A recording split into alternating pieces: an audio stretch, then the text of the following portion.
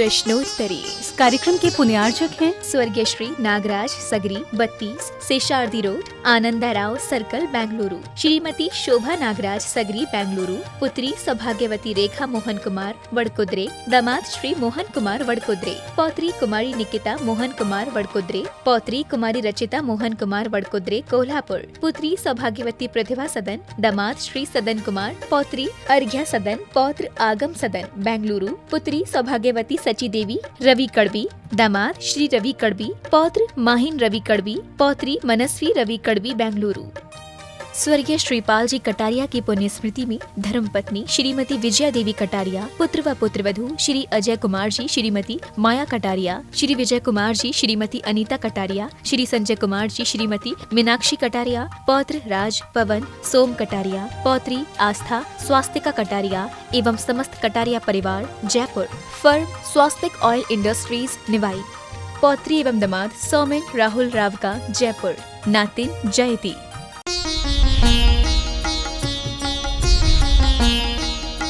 सुधा प्रश्नोत्तरी। नमोस्तु गुरुदेव। प्रमाण एवं नय का क्या स्वरूप है?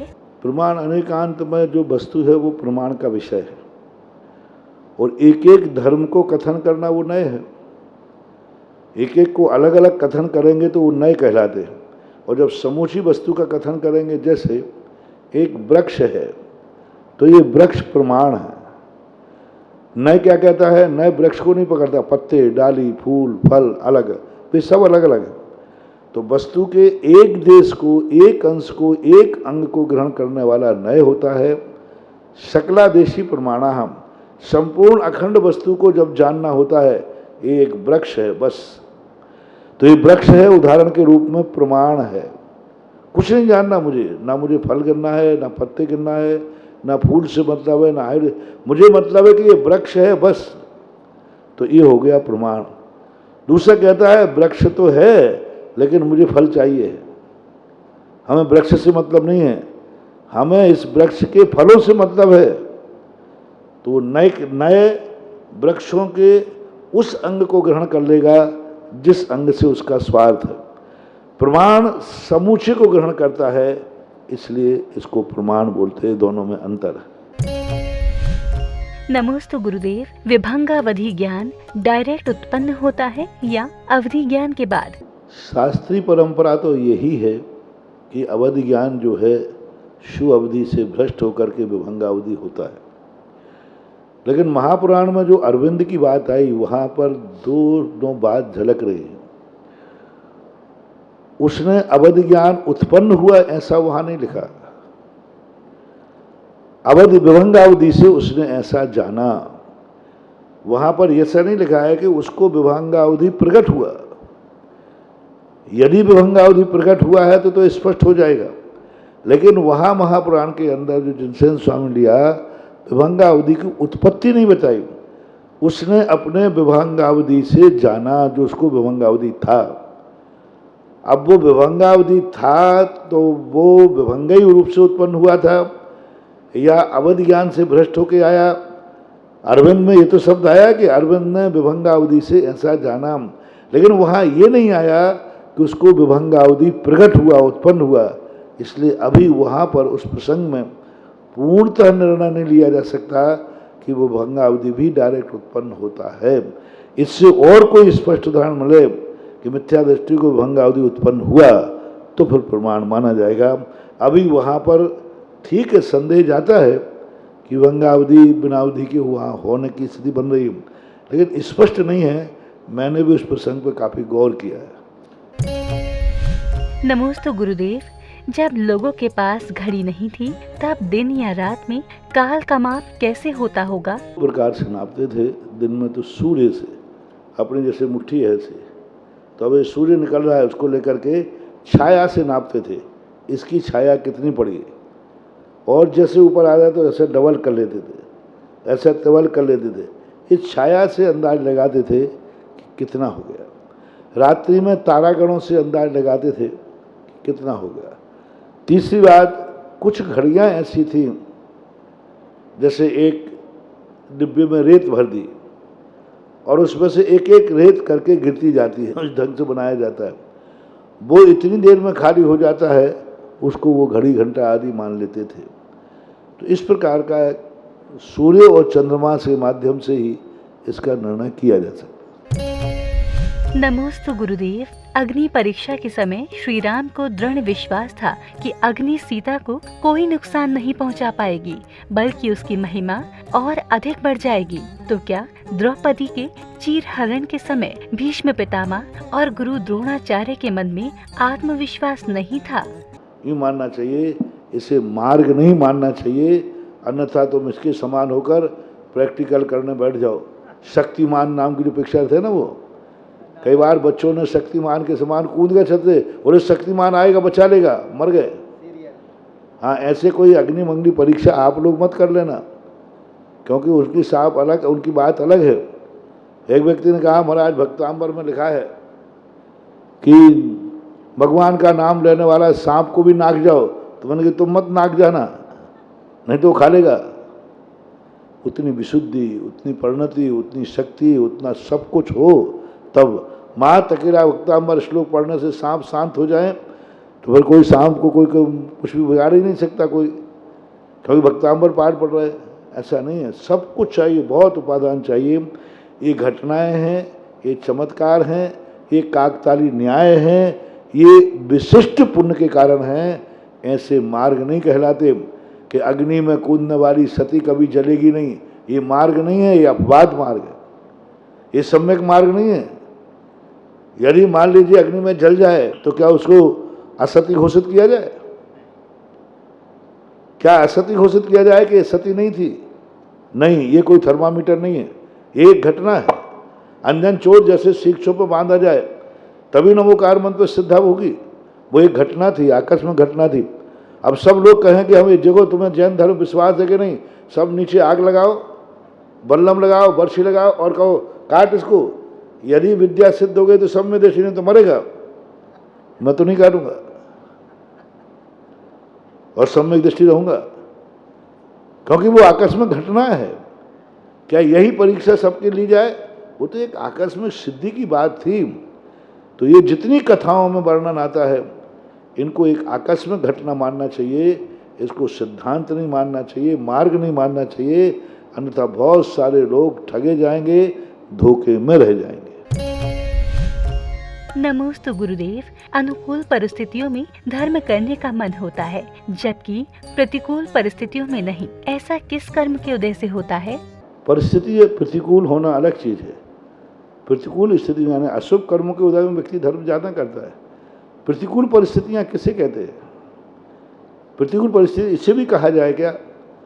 मंदिर आ रहे थे, उसी समय एक ग्राहक आ गया, इसलिए महाराज मंदिर नहीं आ पाए, इसे प्रतिकूल परिस्थिति कहूं क्या? महाराज मंदिर आ रहे थे, लेकिन रास्ते में एक कीचड़ में सोने का बिस्कुट रखा मिला, तो हमने वो उठा लिया, इसलिए हमारे कपड़े अशुद्ध हो गए। अब ऐसी प्रतिकूल परिस्थिति में हम मंदिर आना चाहिए कि नहीं? सोने के बिस्कुट के कारण तो मंदिर छूट गया, फिर प्रतिकूल परिस्थिति कहूं कि तुम्हारा लोभ कहूं? प्रतिकूल परिस्थितियां कहलाती किसे पहले तो ये तो बताओ। और प्रतिकूल जो परिस्थितियां आती हैं उनमें व्यक्ति को ज्यादा धर्म करना चाहिए, सबसे ज्यादा करना चाहिए, क्योंकि प्रतिकूल परिस्थिति आई उस समय। नमोस्तु गुरुदेव। या श्री सागौ का क्या तात्पर्य है? इसके अनेक अर्थ हैं। गौ अर्थ जो है अनेक अर्थों में, गाय के अर्थ में भी आता है। उसका ये अर्थ ही है, गाय ही लक्ष्मी है। गौ यानी जिनवाणी भी होती, भगवान की वाणी को भी होता है। वाणी भगवान की वाणी ही लक्ष्मी है। गौ यानी सुत भी होता है। तो ये जो सात्विक हैं ये सब गत्यार्थक हैं, ज्ञानार्थक हैं। ये सब बहुत सारे स्थानों पर लग्न में आते हैं। जहाँ तुम्हारा प्रसंग लगे, जहाँ महाराज के प्रसंग की बात आवे तो कहना या श्री सागो, महाराज की वाणी ही लक्ष्मी है। जहाँ शास्त्र की बात आवे तो वो लक्ष्मी है। तो इस प्रकार के, और जहाँ गाय की बात आए तो वहाँ भी लगा लेना, अर्थ में कोई बाधा नहीं, गाय ही लक्ष्मी है। या श्री सागो, पहले तो गायों से गिना जाता था। राजा महाराजाओं की समृद्धि गायों से होती थी, इनके पास कितना गोकुल है, कितने करोड़ गाय, उसके माध्यम से निकाला जाता था। और दूसरे राजा लोग कुछ नहीं चुराते थे, गायें चुरा लेते थे। जब पांडवों ने विराटनगर में शरण लिया, दुर्योधन को थोड़ा सा शक हुआ कि विराटनगर में पांडव छुपे हुए, तो उन्होंने कहा कैसे करूं, तो उनका गोधन को चुराया और कोई आक्रमण नहीं किया। विराटनगर के राजा का गोधन चुरा के ले गए और राजा को पता चला कि हस्तिनापुर नरेश ने, हस्तिनापुर गद्दी ने गो चुराया है। विराटनगर की हिम्मत नहीं कि वो हस्तिनापुर नगरी से जूझ जाए। हस्तिनापुर नगरी के राजा से वह अपनी गायों को वापस ला ले, लेकिन पांडवों में ताकत थी। और दुर्योधन ने किया यही था कि इस बहाने पांडव सामने आ जाएंगे। तो वहाँ प्रसंग ये है कि गौधन के परंपरा बहुत प्राचीन रही है। गौ को धन माना गया, सब तरफ से धन है। हर घर में एक गाय होना चाहिए। नियम बनाओ, तुम्हारे पास घर नहीं हो तो 10-20 लोग मिलकर के एक प्लाट ले लो और उसमें गौशाला बनाओ, सब लोग अपनी अपनी एक एक गौशाला उसमें रखो।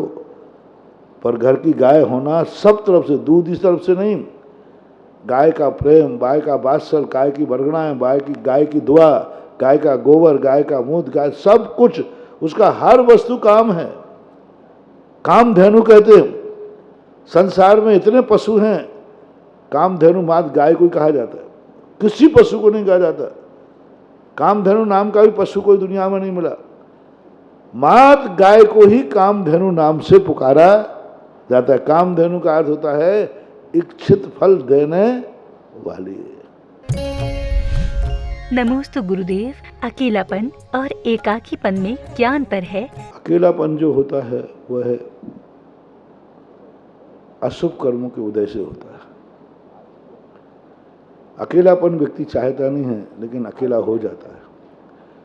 और एकाकीपन के दो अर्थ होते हैं। एक अकड़ू,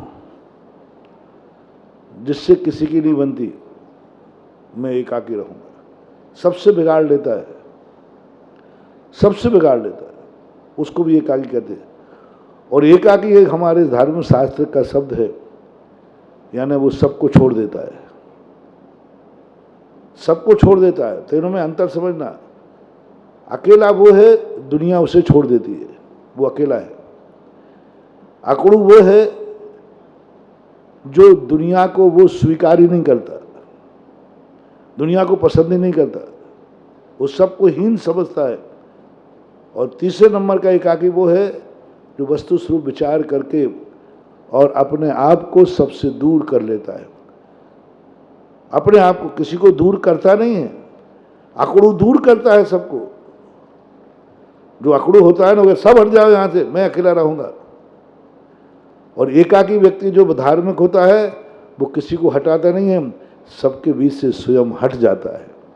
मैं एकाकी एकत्व लिए सब ही आते, तन धन को साथी समझाता, पर ये भी छोड़ चले जाते।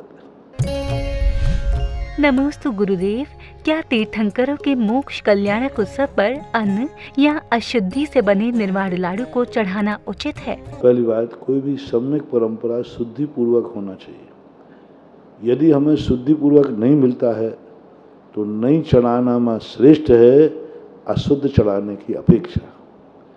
लाडू जो दुनिया भर के लाडू बनने लगे, बर्फी कट गई, बेसन का लड्डू चढ़ गया, ये सब परंपराएं इसलिए बन गई कि लोगों ने कहा कि शक्कर चढ़ाने के बाद क्या काम आए, मिठाई बना लो तो बागवान के काम आएगी। तो ये बेसन के, गरी के, पता नहीं किससे क्या क्या चलने लगा, मोतीचूर के भी लड्डू चढ़ने लगे। नहीं बंधु, ये भगवान के हरि, हमारे यहाँ भगवान कोई भोग नहीं लग रहा है। हमारे यहाँ जो कुछ भी द्रव्य चढ़ती है वो प्रतीकात्मक है। अन्न दर्शन में तो भगवान के उपभोग के लिए नाना प्रकार के व्यंजन बनाए जाते। जैसे आपके यहाँ मेहमान आते तो आप नाना प्रकार के व्यंजन बनाते, ऐसे वहाँ भगवान के लिए भी व्यंजन बनाए जाते क्योंकि उनके यहाँ भोग लगता है, वो खाते हैं। लेकिन आपके यहाँ तो जितनी द्रव्य चढ़ाई जाती है प्रतीकात्मक है, कोई ना कोई उसका संकेत है। भगवान को तो खाना नहीं, लाडू एक संकेत है, एक बहुत बड़ा संकेत है। लाडू मात्र पेवर शुद्ध शक्कर का बनना चाहिए। कैसे बनना चाहिए? शक्कर को कढ़ाई में पानी डाल करके थोड़ा सा उसको पहले छानना चाहिए, छान करके फिर उसका लाड़ू बनाना चाहिए। बहुत मुश्किल से बनता है, सबसे नहीं बनता। तो लाड़ू बना करके और फिर वो शुद्ध होना चाहिए और उसमें कोई भी चीज़ नहीं डाला। शक्कर का इसलिए कि आनंद का प्रतीक है, भगवान को मोक्ष हुआ। उसका आकार दिया हमारे यहाँ, आकार तबले के समान आकार होना चाहिए, क्योंकि सिद्ध शिला ऐसी ही है। और पेवर शक्कर का ही बनना चाहिए, क्योंकि उनका ज्ञान असहाय है, मिश्रित ज्ञान नहीं है, मिश्रित शुद्ध ज्ञान है। इसलिए लाड़ू का एक महत्व होता है और किसी का लाड़ू शक्कर का ही लाड़ू बन के चलना चाहिए, अन्य किसी का नहीं। रही बात अनुपलब्ध होने पर क्या करें, अनुपलब्ध होने पर, नहीं बन पाने पर, नहीं बना पा रहे हैं, तो बाजार का लड्डू चढ़ाना बिल्कुल ठीक नहीं है। आप गिरी गोला चढ़ा दीजिए, नारियल चढ़ा दीजिए और मत चढ़ाइए, मत चढ़ाइए। मैं कह रहा हूं नहीं चढ़ाने में बहुत पुण्य है, लेकिन बाजार का अशुद्ध कोई भी चीज चढ़ाना मंदिर में कदापि शुद्ध नहीं। जैसे मैं उदाहरण देता हूं, कोई व्यक्ति यदि आहार देने आ रहा है, रास्ते में किसी से छू जाए, अशुद्ध हो जाए, तो उसको आहार देने में पुण्य है कि नहीं देने में। इसी प्रकार आपने लाड़ू चढ़ाने का भाव किया, लेकिन आपको शुद्ध लाड़ू नहीं मिला है, नहीं मिल पा रहा है, तो आप नहीं चढ़ाने में आपको बहुत पुण्य लगेगा, बहुत पुण्य लगेगा। और एन केवल पेन अशुद्ध चढ़ा देने से बहुत बड़ा दोष लगेगा, लाभ तो होगा ही नहीं, हानि ही होगी। नमोस्तु गुरुदेव, अभिचारी शब्द का क्या आशय है? यदि वे भगवान आप नहीं होते, आपकी जनवाणी नहीं होती, तो हम ये ज्ञान कहाँ से लहते, कहाँ लहते सहते अभिचारी। यानी मैं यहाँ पर इसको तो प्राप्त ही नहीं कर पाता, और अभिचारी, मैं कोई विचार करने लायक कोई विचार नहीं, अभिचारी। यानी हमारे विचार में तो आने वाला था नहीं। इसलिए आप हे भगवान, आपकी यह जनवाणी है, इसलिए ना तो हमें कहाँ तत्व मिलने वाला था, कहाँ मुझे शुद्ध विचार होने वाले थे, कुछ नहीं होने वाला था।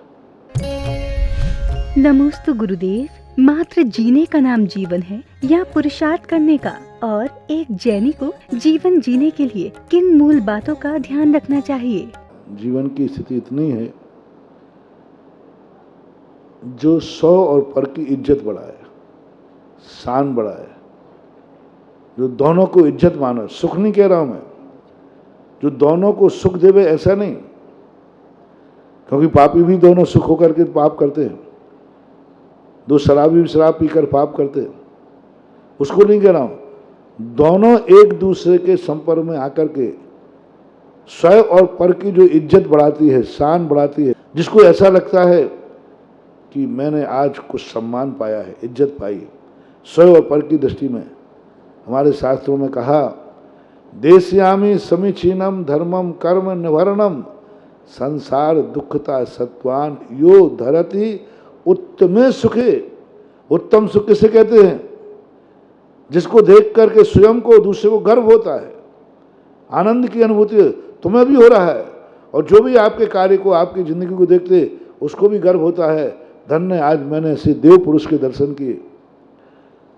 तुम देव पुरुष बनकर के धन्य हो रहे हो, और देखने वाला तुम्हें देव पुरुष बनकर के धन्य मान रहा है। ऐसी हर जीवन की क्रिया को जीवन का लक्ष्य मानते। ये है जीवन, ये जीवन स्वयं को भी गर्व है, और उस गर्वपूर्ण जीवन के संगति में जो आता है उसको भी गर्व होता है, उसकी भी इज्जत बढ़ती है, उसका नाम जीवन है, ऐसा माना।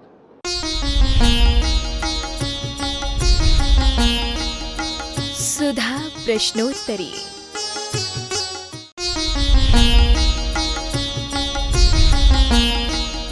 सुधा प्रश्नोत्तरी। इस कार्यक्रम के पुण्यार्जक थे स्वर्गीय श्री नागराज सगरी, 32, शेषाद्रि रोड, आनंदराव सर्कल, बेंगलुरु। श्रीमती शोभा नागराज सगरी, बेंगलुरु। पुत्री सौभाग्यवती रेखा मोहन कुमार, वडकुद्रे। दामाद श्री मोहन कुमार, वडकुद्रे। पौत्री कुमारी निकिता मोहन कुमार, वडकुद्रे। पौत्री कुमारी रचिता मोहन कुमार, वडकुद्रे, कोल्हापुर। पुत्री सौभाग्यवती प्रतिभा सदन, दामाद श्री सदन कुमार। पौत्री अर्घ्या सदन, पौत्र आगम सदन, बेंगलुरु। पुत्री सौभाग्यवती सची देवी, रवि कड़बी। दामाद श्री रवि कड़बी। पौत्र माहिन रवि कड़बी। पौत्री मनस्वी रवि कड़बी, बेंगलुरु।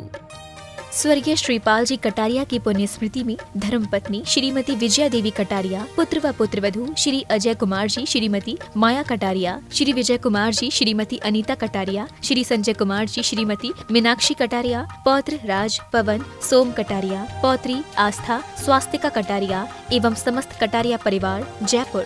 फर्म स्वास्तिक ऑयल इंडस्ट्रीज निवाई। पौत्री एवं दामाद सौमेन राहुल रावका जयपुर। नातिन जयती।